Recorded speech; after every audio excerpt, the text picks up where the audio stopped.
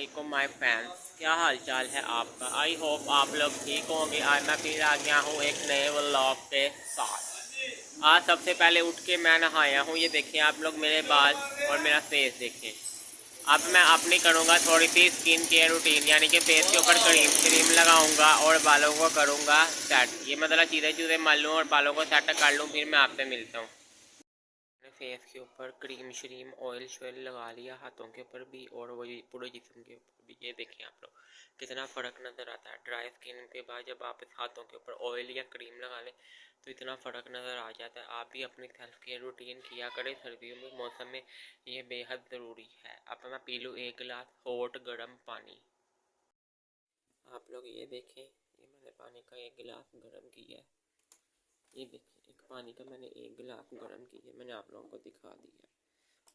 Microwave में गर्म कर ले और इसे सिप ले ले कि आपने पीना है इस तरह। इतना हॉट नहीं करना, नॉर्मल रखना है।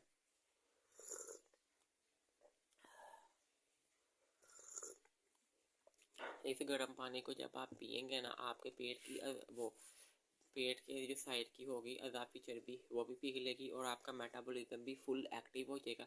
इसके बाद आप सारा दिन जो मर्जी खाते जाएंगे, आप लोगों को वो हजम होता जाएगा। अगर आप इसके साथ कोई 6-7 बादाम भी खाना चाहते हैं, आप बादाम भी खा लें। इसके बाद आप कर लें नाश्ता। नाश्ते में आपने जो खाना है खाएं। ब्रेकफास्ट है वो है चिकन पुलाव। आज मैं चिकन पुलाव का ब्रेकफास्ट कर रहा हूँ। इसके बाद मैं जो करूँगा फिर मैं आप लोगों के साथ शेयर करता हूँ। ये मैं ब्रेकफास्ट कर लूँ चिकन पुलाव का। ये देखिए आप लोग, अब मैं पी लूँ एक कप चाय का। आपने 30 या 45 मिनट के बाद चाय पीनी है। ठीक हो गया।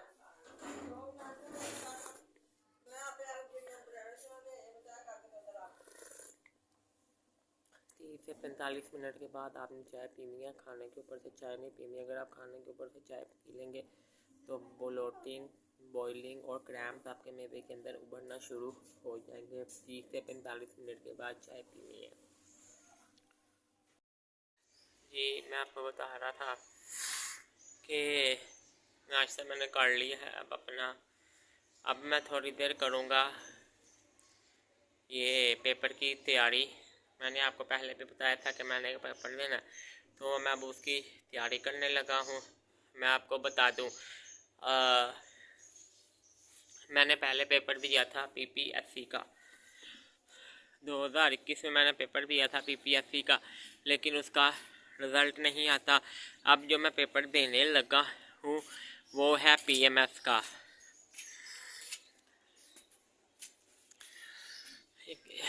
अच्छा, ये पीपीएससी और ये पीएमएस और ये जो है मुख्तलिफ एग्ज़ाम के जो पेपर हैं, ये सरकारी नौकरी के पेपर हैं। क्योंकि आप लोगों का क्वेश्चन आया था कि आप जो तैयारी कर रहे हैं वो कौन से पेपर की तैयारी कर रहे हैं। मैं आपको बता दूं कि मैंने पीएमएस का पेपर है, इसकी मैं तैयारी कर रहा हूँ सरकारी नौकरी का। एक तरह की ये सरकारी नौकरी का पेपर है, यानी कि बोर्ड ऑफिस में नौकरी का पेपर है। यानी कि इन्हें जैसे ये 9वीं 10वीं 11वीं 12वीं के बच्चों के पेपर्स नहीं होते, इन्हें पेपर्स लेने के लिए फीमेल्स की भी ज़रूरत है और मेल्स की भी ज़रूरत है। तो मैंने वहाँ पे अप्लाई किया हुआ है, उसका पेपर देना है मैंने पीएमएस का। अगर मैं इस पेपर में पास हो गया तो मेरी वहाँ पे नौकरी है पक्की। तो मैंने कहा मैं आप लोगों के साथ शेयर कर दूं कि मैंने इससे पहले पीपीएससी का भी पेपर दिया था, सॉल्विंग ग्रेड की अफसरी की पोस्ट के लिए असिस्टेंट डायरेक्टर का, लेकिन उसका रिज़ल्ट नहीं आया। अब मैं दोबारा पेपर दे रहा हूँ। अब मैं दे रहा हूँ पेपर पीएमएस का। ये है बोर्ड ऑफिस में नौकरी, यानी कि उनको बच्चों के पेपर लेने के लिए मेल्स की भी ज़रूरत है और फीमेल्स की भी ज़रूरत है। ये उसका पेपर है। अगर मैं इसमें पास हो जाता हूँ पीएमएस के पेपर में, तो मेरी बोर्ड ऑफिस में जो नौकरी है वो पक्की नौकरी हो जाएगी सरकारी। आई होप सो आपको समझ में आ गया होगा। इसीलिए मैं ये किताब में से पेपर की तैयारी कर रहा हूँ, क्योंकि वहाँ में 100 में से 50 वाला पास है। अगर मेरे 100 में से 50 वाला हो गए, 50 नंबर आ गए तो मैं उस पेपर में पास हो जाऊँगा। और वह फिर बाद में फिर इंटरव्यू होना है और इंटरव्यू के बाद पक्की नौकरी शुरू हो जानी है। यानी कि 9वीं 10वीं 11वीं 12वीं ग्रेजुएशन लेवल के सिर्फ पेपर लिया करने हैं और वहाँ पे मैंने खड़े रहा करना है। जैसे ही फर्स्ट शिफ्ट हो गई और सेकंड शिफ्ट हो गई, ये है ये नौकरी इसकी पीएमएस की। वो ये जो मैंने जिस पेपर की मैं तैयारी कर रहा हूँ बोर्ड ऑफिस की, बस ये मैंने आपको बताना था क्योंकि आप लोग पूछ रहे थे। मैंने कहा चले मैं आपके साथ शेयर कर दूँ। आई होप सो आपको समझ में आ गया होगा ये बात।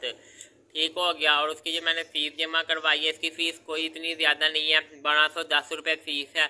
आप लोग भी अप्लाई किया करें। फेसबुक के ऊपर जाएं, फेसबुक के ऊपर जाके पीपीएससी का सफ़ा है उसको जाके लाइक करें तो उसके ऊपर बहुत सी नौकरियां आती रहती हैं। वहाँ पे आई हुई थी तो मैंने अप्लाई कर दिया। पीपीएससी का भी पहले भी मैंने अप्लाई किया था, वो आई थी अखबार के ऊपर तो मैंने वहाँ से अप्लाई किया था। ये वाली ऊपर आ रही थी गूगल के ऊपर तो ये मैंने वहाँ से अप्लाई किया। ये वाला पेपर दूंगा, इसमें मैं पास हो गया। अगर मुझे आगे फिर पीपीएससी का कोई पेपर देना हुआ मैं फिर दे लूँगा आगे जाके पीपीएससी का पेपर। ये हर साल ही होता रहता है पीपीएससी का पेपर। आप ये ना कि एक एज लिमिट है पीपीएससी के पेपर की, कोई एज लिमिट नहीं है। आप इसे 60-70 साल की उम्र तक दे सकते हैं पीपीएससी के पेपर को, इसकी कोई लिमिट नहीं है। आई होप तो आपको समझ में आ गई होगी ये बात। अब मैं इस पेपर की तैयारी कर लूँ, फिर मैं मिलता हूँ आपसे बाद में। मैं एक मुट्ठी ड्राई फ्रूट भी खा रहा हूँ।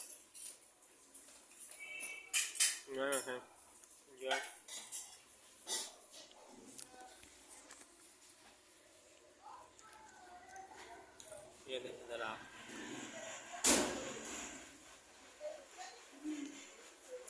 बादाम आप लोगों ने भी ये अखरोट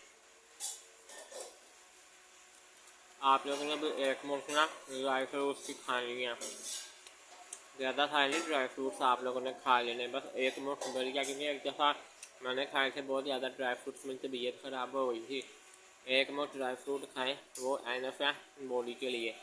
अब ये मैं एक मुट्ठी जो है वो ड्राई फ्रूट्स खा लूँ, फिर मैं आपसे मिलता हूँ। तो ये देखिए मैंने वो जो ड्राई फ्रूट्स थे वो मैंने खा लिए हैं, ठीक हो गया। मैंने आपसे एक दिन बात करनी थी, जो मैंने आप लोगों के साथ कल बिरयानी वो पुलाव की रेसिपी शेयर की थी ना, आपने उसमें नमक ना 2.5 टेबल स्पून डालना है क्योंकि जो मैंने नमक डाला था ना 2 टेबल स्पून, जब मैंने बाद में खाए थे तो नमक ज़रा फिक्का फिक्का था, ज़ायका आ रहा था चावलों में, नमक सा कम सा हो गया था। आपने थोड़ा सा 1/2 टेबल स्पून डाल लेना अंदर, ठीक है। वरना साथ वो रायता बनाया हुआ था, रायते में थोड़ा सा नमक तेज़ कर लिया था तो आपस में बैलेंस हो गया था। अगर आपने रायते के बगैर बनाना है आपने 2 से 1/2 टेबल स्पून बीच में नमक डाल लेना। बाकी जो मिर्च मुर्च है वो अगर आप लोग तेज़ खाती हैं तेज़ खा लें, जो लोग हल्की खाते हैं वो हल्की खा लें, वो अपने टेस्ट के मुताबिक डाल लें। बस मैंने आपको यही कहना था कि नमक मैंने बनाया था 2 टेबल स्पून, ज़रा थोड़ा सा फीका फीका लग रहा था, अगर मैं 1/2 टेबल स्पून डाल लेता तो और बैलेंस हो जाना था। चले कुछ नहीं होता, पता तो चल गया ना। बस मैंने आपसे यही बात कहनी थी, आप लोग घर में बनाएं 2 किलो के हिसाब से तो आपने 2 चमचे पूरे और आधा चमचा नमक डालें, यानी कि 2.5 टेबल स्पून सोल्ट डालना, तो फिर वो आपका बैलेंस हो जाएगा और साथ आप रायता बना लें और आपका ये कंप्लीट मील तैयार है। अब मैं जा रहा हूँ नमाज़ पढ़ने के लिए, मिलते हैं आपसे नमाज़ पढ़ने के बाद। नमाज मैंने पढ़ ली है, अब मैं जा रहा हूँ अमरूद खाने के लिए मसाले वाले, तो अब मैं अमरूद लेने जा रहा हूँ। रेडी के ऊपर फ्रूट, ये संगारे नारियल, ये देखिए ये मैंने अमरूद ले लिए हैं, अब मैं इन्हें घर लेके जा रहा हूँ। ये अमरूद मैंने ले लिए हैं, इन्हें अब मैं घर जाके खाऊंगा। ये अब छापर देख रहे थे इस तरीके से अपने स्नैक के तौर पे एज अ सैलिड अमरूद खाने लगा। मैंने यहाँ पे आपको एक इम्पॉर्टेंट बात बतानी थी। यूरोपियन कंट्री पुर्तगाल, वहाँ पे पुर्तगाल में अमरूद को एज अ सैलिड के तौर पर खाया जाता है, फ्रूट के तौर पर नहीं खाया जाता। और वहाँ पे अमरूद का सैलिड बहुत पसंद किया जाता है। पुर्तगाल में अमरूद का सैलिड बनाते हैं, उसके ऊपर नमक काली मिर्च नींबू ऑलिव ऑयल छिड़कते हैं मिक्स करके, और ऊपर से प्याज को कैरमलाइज करके अनियन को ऑयल में तो ऊपर से जा देते हैं। वहाँ पीरागोए में अमरूद को एज आ सैलिड के तौर पे खाते हैं। एज आ फ्रूट के तौर पे नहीं, वो वहाँ पे खाते पुर्तगाल में। आई होप तो आपको समझ आ गया होगा। अब मैं सैलिड के तौर पे अमरूद को एज आ सैलिड के तौर पे खा लूँ। मगरिब की नमाज़ पढ़ने, तो हम मगरिब की नमाज के बाद मिलते हैं। रात का वक्त हो गया है। अब मैं जा रहा हूँ अपने लिए एक बोतल लेने के लिए और घर वालों के लिए दूध लेने के लिए। अब मैं पहले दूध ले लूँ और उसके बाद फिर मैं आपको बोतल लेते हुए दिखाता हूँ। ले लिया है, अब मैं एक बोतल पकड़ लूँ। मैंने एक दूध भी ले लिया और बोतल भी पकड़ लिया है। अब मैं इसको अंदर लेके जा रहा हूँ। आप लोग ये देखें, मैं अपना रात का खाना गर्म कर रहा हूँ। ये जो है चावल ये पके हुए हैं, इनको तवे के ऊपर मैं वो गरम कर रहा हूँ। माइक्रोवेव ओवन भी है हमारे घर में, लेकिन मैंने क्या मैं तवे के ऊपर ही गरम कर लूँ। और इसके ऊपर मैं डाल के खाऊंगा ये आलू मटरों वाला सालन शोरबे वाला। क्योंकि मैंने आपको पहले बताया था कि इसमें नमक थोड़ा सा कम है, तो ज़रा शोरबा डालूंगा ना तो नमक बैलेंस हो जाएगा, तो फिर वो जायका भी थोड़ा सा बढ़ जाएगा। मैंने आपको वो बताया है जो हुआ है, ठीक है ना। आपने वो वाली गलती नहीं करनी। आप लोगों ने चख के और डाला, क्योंकि मैंने चखा था तो मुझे नमक बराबर ही लग रहा था, लेकिन बाद में कम हो गया। तो फिर वो रायता रूता बना के साथ में खीरे प्याज वगैरह का, तो वो फिर आपस में बैलेंस हो गया था। आप लोग भी ऐसा करें, क्योंकि ज़ाहिर सी बात है जब इस तरह के पुलाव बनते हैं, लोग और में शामी कबाब भी बनाते हैं, रायते भी बनाते हैं, कबाब को भी बना लेते हैं, तो फिर वो सारा कुछ बनाया होता है और उनके साथ जो चीज़ जो है फिर वो नमक बैलेंस है। क्योंकि चावलों के अंदर भी नमक, फिर शामी कबाब में भी नमक और रायते में भी नमक, फिर इन तीनों जगह नमक आपस में बैलेंस हो जाता है। तो फिर एक चीज़ में नमक कम डाल लेते हैं, चावलों में नमक फिर कम डाल लेते हैं, तो शामी कबाब में और रायते में थोड़ा सा बराबर का डाल लेते हैं, तो वो आपस में सारा बैलेंस हो जाता है। आपको समझ आ गई होगी बात, ठीक हो गया। लेकिन पक्के मज़े के थे, रायते के साथ वो बराबर हो गया था खीरे वाले, तो वो मज़े के चावल हो गए थे। बस ये मैंने उतार लूँगा और ये मेरी सिंपल सी रूटीन है। इसके बाद मैंने डिनर को कर लूँगा और बस फिर मुझे बाद में फिर कुछ और खाना हो रहा को थोड़ा बहुत, तो मैं कोई नट्स नुट्स खा लूँगा। ये मेरी सारे दिन की रूटीन है और ये मेरा डिनर है।